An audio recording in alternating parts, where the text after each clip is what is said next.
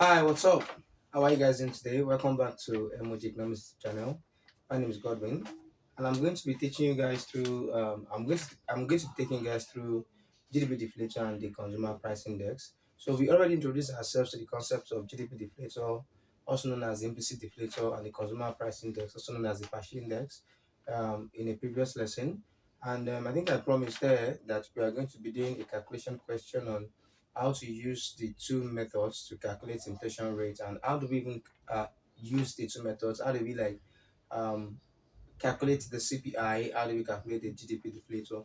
So here we are today. We have this question on the board which says we have a table of three different commodities produced in a particular economy.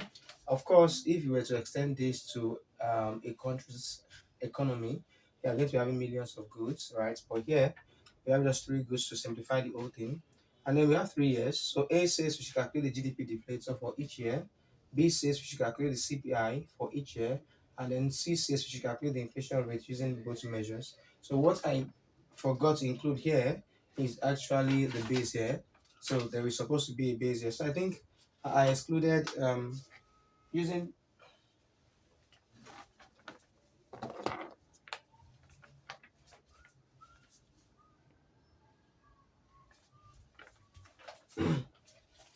so I actually excluded using 2011 as base year. So that is going to be there. So using 2011 as base year. So a base year is a year of reference. All right, so it's a year of reference. So come and see how it is applied. So how do you calculate GDP deflator for each year? Remember that GDP deflator is nominal GDP divided by real GDP times 100 over 1. I may not finish all of this things, so I may just work it to an extent, and then you have the rest to do as an assignment. All right, so for the first one, GDP deflator formula, deflator equals your nominal GDP for each year over real GDP times 100 over 1. If this was an examination, please, nominal should be in full. So nominal GDP over real GDP, real should be in full, REAL, GDP then times 100 over 1. So how do we calculate our nominal GDP? So our nominal GDP is actually the sum of the current market price of all of the products multiplied by their current quantity. So what does that mean?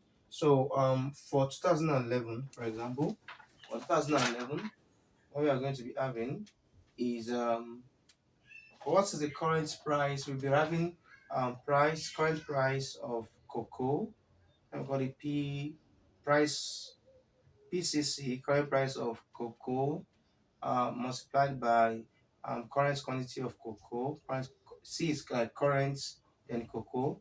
Then you have this, then plus current price of cotton. Let's use T for cotton. So current price of cotton multiplied by current quantity of cotton. All right, then plus we have cola nuts. So we have current price of cola nuts, PC of K multiplied by current quantity of cola nuts, since we have just three products. Alright, so how do we now proceed from that? Current price of cocoa, so you have 100 multiplied by 50, then plus 160 multiplied by 100, then 30 multiplied by 100. Alright, so we have 100 times 50 plus 160 times 100, then plus 30 times 100. So when we finish this, what we're actually going to be having is 5 times 1 is 5,000. So we have 5,000 plus 16 times 1, 16, 1, 2, 3, 16,000. Then plus 3 times 1 is 3, 1, 2, 3, 3,000. So 16,000 plus 3,000 is 19,000. 19,000 plus 5,000 is 24,000. So the nominal GDP in 2011 is 24,000. So how do we calculate our real GDP? So real GDP's formula. Okay, let me just write real GDP so that you see what I mean. Real GDP, okay, is actually equal to the sum of the base year price multiplied by the current quantity. So it is sum of the base year. So I'm going to call that PB, base year price of the product multiplied by the current quantity. So what we are trying to do when we're trying to look at GDP and real GDP is, of course, before this particular period of time, you must have learned about real GDP. So real GDP is just looking at the um, value of a particular product compared to the value of that product in the base year. So if two markers were produced in 2011 and they each cost 15 naira, so this year you want to look at um, what do you, this year you want to look at, okay, what's the current price of this particular product. So let's say this year it is 100 naira, a marker is 100 naira, and then you have 200 naira. So like a marker is 100 naira, so multiply by 2, that's 200 naira. But then for real GDP, what we're trying to look at is in the base year. So let's assume that this is 2024. So let's say in 2020, what was the worth of two markers in 2020? So you go back to 2020, the worth of a marker was 15 naira, so the worth of two markers is 100 naira. So that's what we're trying to say when you're calculating real GDP. You're like trying to like the worth of something in the present time. You have two markers now, but then you're trying to like look at, you're trying to go back in time. You know, sometimes when we're talking, you're like a loaf of bread right now is 2,000 naira, 2,500 naira. Gone by the days, or gone are the days when a loaf of bread used to be 200 naira. So what are you trying to do there? You're trying to like estimate the value of a loaf of bread by using a base year price, that is a price maybe like 4 years ago, 5 years ago. So about 4 years ago, a loaf of bread was just selling for 200 naira, but now it is selling for like 2,000, 2,500 naira. So real GDP just talking about the value of a product um at a like base. I don't want to say as a previous period, because even if you're calculating, well, even for real GDP, we might want to use a future base year, right? We might want to use like what I mean is you kind of know the prices of goods and services in 2022, and then this is 2024. So like you might want to like estimate real GDP using Euro GDP of the goods produced in 2022 by using 2023's prices as your base year. So in that case, like your a previous like 2022 would be like the year that you're looking at, which would be like the current year, and 2023 would then be the base year, like the reference year. So I don't want to say that real GDP is talking about like the base year is always a year in the past, like a past year. So I'm trying to be careful, right? Because there are things that may want to be looked at a particular period of time, right? So just know that a base year is a year of reference, so not necessarily a previous year, a year of reference. All right, so real GDP is sum of the price of the base year times current quantity. Now, since we've already said that 2011 is the base year, so what you're going to realize is that base year price is same as the current price. So whatever year you are using as your reference year, the nominal GDP of that year will be same as the real GDP. All right, so how does that work? So from here, we are going to be having base year price of cocoa multiplied by the current quantity of cocoa, right? Then plus the base year price of cotton, base year price of cotton multiplied by the current quantity of cotton, then plus base year price of cola nuts multiplied by the current quantity of cola nuts. When we proceed, what's the base year price? Base year price is still 100 since 2011 is the reference year. So we realize that we still have the same thing again. 100 multiplied by 50. All right, then the base year price of cotton, since we are still using 2011, is still going to be 160. 160 multiplied by 100, then plus 30 multiplied by 100. So at the end of the day, we are still going to be having 24,000. Okay, if this was in naira, I have 24,000 naira. Then where is this 24,000 naira? So then, what then is our for 2011? 2011, GDP deflator for this year. So GDP deflator will then equal nominal GDP is 24,000. Now divided by 24,000 multiplied by 100 over 1. So this say 1, this say 1, so we just have 100%. All right, so that's just what happens when you're looking at base year. When you're looking at GDP deflator of the base year, it is always going to be 100%, right? always going to be 100%. Now, what we want to do is now calculate the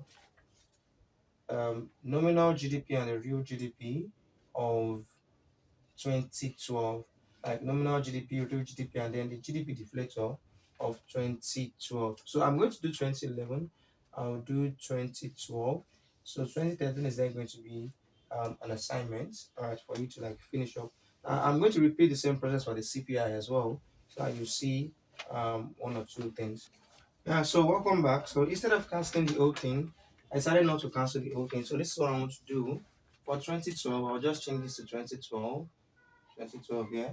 Okay. So looking at the formula is still the same. Um then looking at what's the current price? So yeah, for 2012, 120 times 100. 120 is the price of cocoa. So 120 multiplied by 100, right? Then you have price of cotton is 180 multiplied by 150 as a quantity. So 180 times 150. And then the price of this is 40 times 200. 40 times 200. Okay, so the sum is now going to be different. So 120 multiplied by, okay, let me just, I think I should just erase all of this.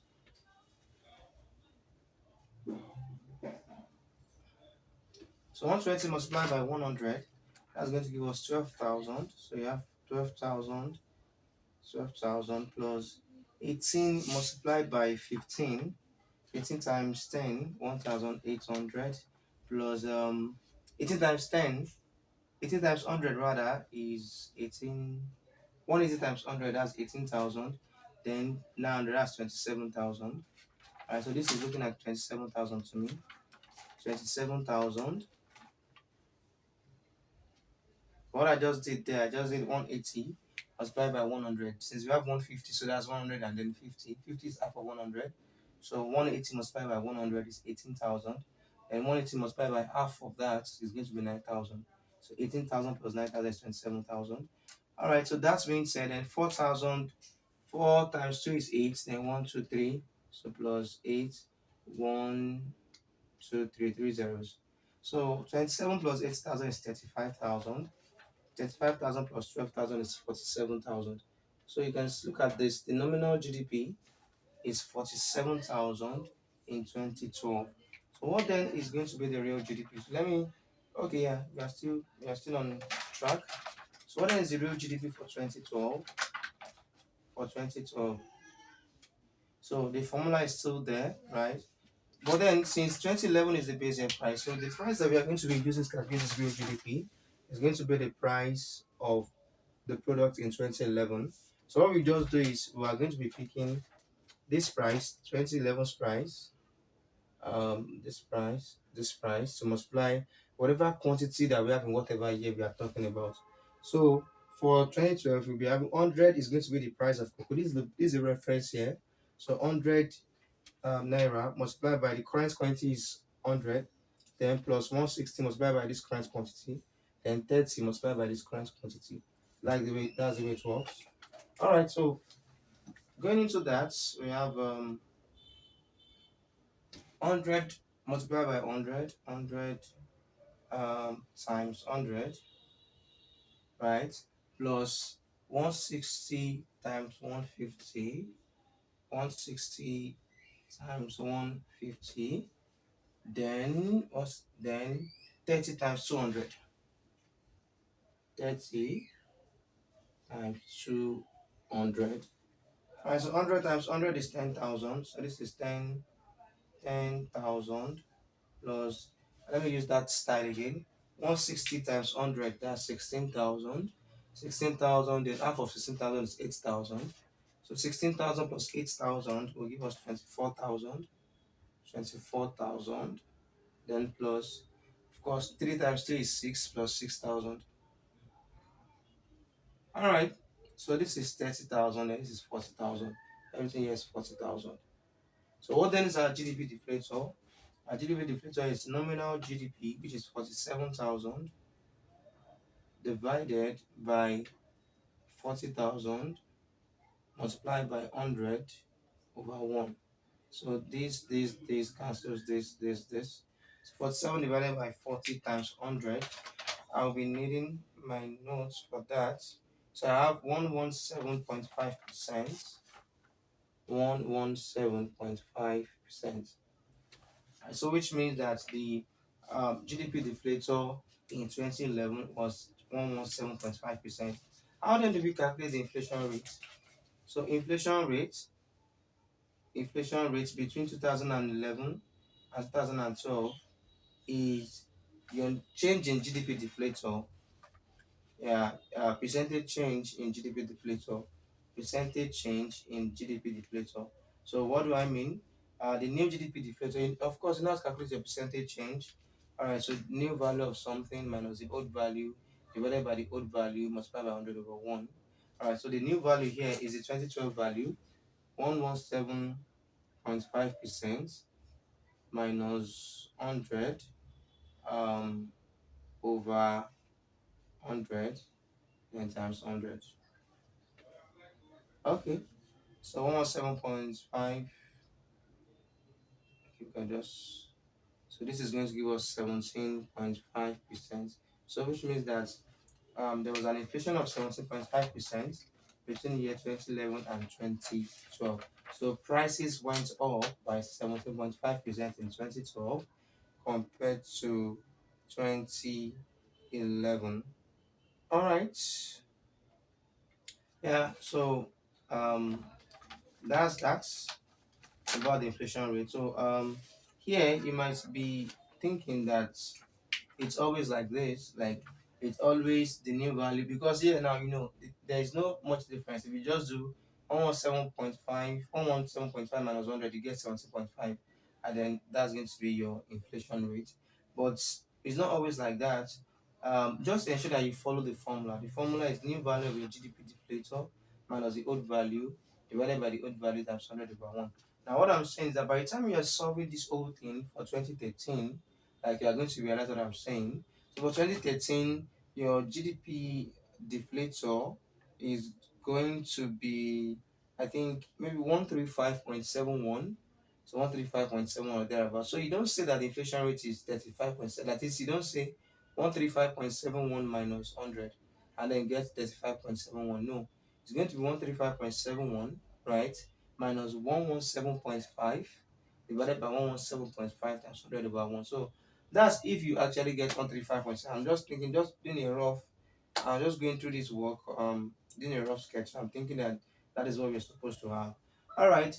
So what I'm going to do is I'm going to note 70.5% somewhere as the GDP deflator for us to be able to calculate our CPI and then compare if our inflation rates would be the same. Recall from the previous lesson that CPI is equal to the current value of basket of goods, current value of fixed baskets, basket, divided by the base year value of fixed baskets,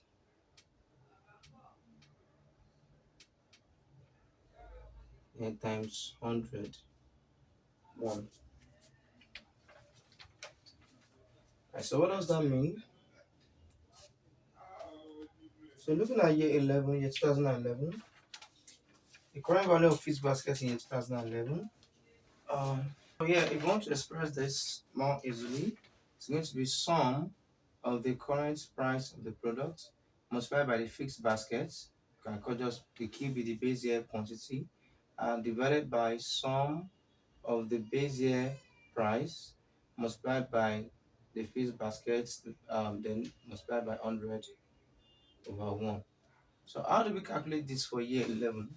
I think I should just, to save space, so CPI for 2011 is going to be equal to what do you call PC times QB. What is the current price in 2011?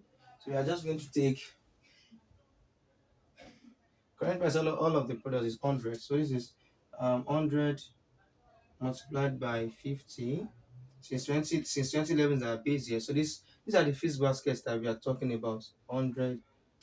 Those are the fixed basket. So it doesn't matter what else people are consuming in 2012 or 2013. This thing is just assuming that this basket that was chosen in 2011 is still the baskets that people are consuming. But if you look at it, there are changes already.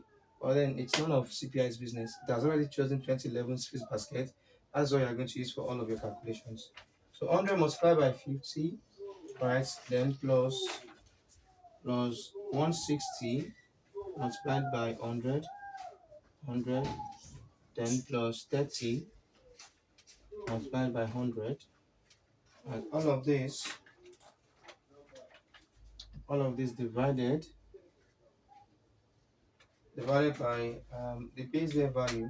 The base year value is still the same thing since we are using year 11, year 2011 as the base year. So it's still going to give us the same thing: 100 multiplied by 50 plus 160 multiplied by 100 plus 30 multiplied by 100 times 100 over 1.